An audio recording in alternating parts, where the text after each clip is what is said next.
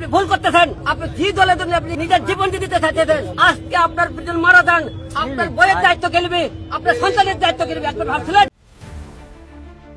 আম জনতা দলের নিবন্ধনের দাবিতে চলমান অনশনে সংহতি জানিয়ে আম জনতা দলের সদস্য সচিব তারেক রহমানের পাশে দাঁড়িয়েছেন আলোচিত অভিনেতা ও রাজনীতিবিদ আশরাফুল হোসেন হিরো আলম। সোমবার দুপুরে হিরো আলম নির্বাচন কমিশনের সামনে তার কাছে গিয়ে সংহতি জানান।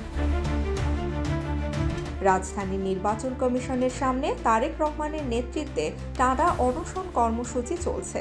সেখানে উপস্থিত হয়ে হিরো আলম বলেন, যে দল জনগণের পক্ষে কথা বলে, যে নেতা মানুষের পাশে দাঁড়ায়, তাদের ন্যায্য অধিকার থেকে বঞ্চিত করা উচিত নয়।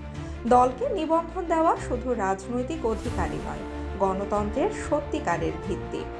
অনশন স্থলে গিয়ে হিরো আলম প্রথমেই তারেক রহমানের শারীরিক অবস্থার খোঁজ খবর নেন।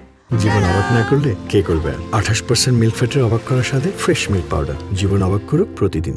অনশনকারী নেতাকর্মীদের মনোবল বাড়াতে তিনি কিছু সময় সেখানে অবস্থান করেন। হিরো আলম অভিযোগ করেন, দেশে গণতান্ত্রিক দলের নিবন্ধন নিয়ে অযথা জটিলতা তৈরি করা হচ্ছে, যা ভোটাধিকার ও রাজনৈতিক প্রতিযোগিতাকে বাধাগ্রস্ত করছে। তার ভাষায়, যে দেশে মানুষ ভোট দিতে পারে না, যে দেশে রাজনৈতিক দলগুলো নিবন্ধনের জন্য বারবার দরজায় কড়া নাড়ে, সেই দেশে সুষ্ঠু নির্বাচন সম্ভব নয়। আম জনতার দলের নিবন্ধন পাওয়াটা সময়ের দাবি। তারেক রহমান হিরো আলমের প্রতি কৃতজ্ঞতা জানিয়ে বলেন, আমরা গণমানুষের দল, দেশের জন্য কাজ করি, অন্যায়ের বিরুদ্ধে দাঁড়াই। এমন এক সংকট মুহূর্তে হিরো ভাই এসে যে পাশে দাঁড়ালেন, এটা আমাদের জন্য বড় অনুপ্রেরণা।